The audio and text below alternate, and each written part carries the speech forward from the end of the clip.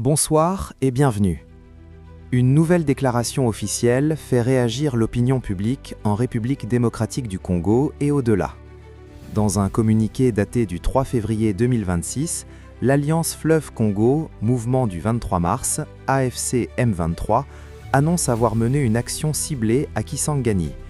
Selon ce mouvement, cette initiative s'inscrit dans un contexte de tensions persistantes et d'accusations graves liées à la situation sécuritaire dans l'est du pays. Que dit exactement ce communiqué? Quels sont les faits avancés, les justifications invoquées et les messages adressés aux autorités comme à la communauté internationale?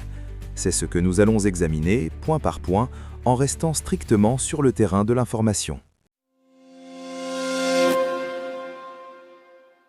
Communiqué officiel de l'Alliance Fleuve Congo, mouvement du 23 mars, AFC M23, du 3 février 2026. L'Alliance Fleuve Congo, mouvement du 23 mars, AFC M23, porte à la connaissance de l'opinion publique qu'elle a procédé entre le samedi 31 janvier et le dimanche 1er février à la destruction du centre de commandement des drones militaires installés à l'aéroport de Kisangani. Ce centre constituait le principal dispositif de planification, de coordination et d'exécution d'opérations meurtrières visant les populations civiles ainsi que les positions de l'AFC M23 dans les zones libérées, notamment à Masisi, Walikale, Rutshuru, Lubero, Kalehe, Mwenga et Minembwe. Cette action est intervenue après de multiples dénonciations répétées et documentées de massacres de civils perpétrés dans les zones libérées par le régime de Kinshasa. Malheureusement, ces alertes sont restées lettres mortes, accueillies dans une indifférence coupable et assourdissante.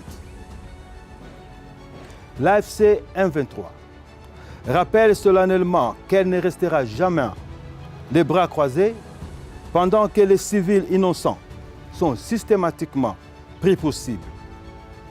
Elle met en garde le régime de Kinshasa partout où il persistera dans la commission de ces crimes. L'AFC M23 employera à neutraliser ces menaces à leur source. L'AFC M23 rappelle le régime de Kinshasa à faire un choix clair, sans ambiguïté, entre la paix et la guerre. S'il opte pour la paix, il doit respecter strictement le cessez-le-feu. S'il choisit la guerre, il devra en assumer l'entière responsabilité et toutes les conséquences qui en découleront. L'AFC M23 exige que le régime de Kinshasa cesse de chercher des responsables ailleurs. L'opération menée à Kisangani a été réalisée par les forces de l'Alliance Fleuve Congo AFC M23. Le régime de Kinshasa est pleinement conscient du matériel militaire qu'il a abandonné dans les aéroports de Goma et de Kavumu. Et il doit également comprendre que le recours aux drones et aux mercenaires n'est ni exclusif ni réservé à Kinshasa. L'AFC M23 lance un appel pressant à la communauté internationale afin qu'elle agisse sans délai pour faire cesser la barbarie du régime de Kinshasa, mettre fin à l'impunité des crimes contre les civils. Enfin, l'AFC M23 réaffirme son engagement indéfectible et sincère en faveur d'une résolution pacifique du conflit en cours.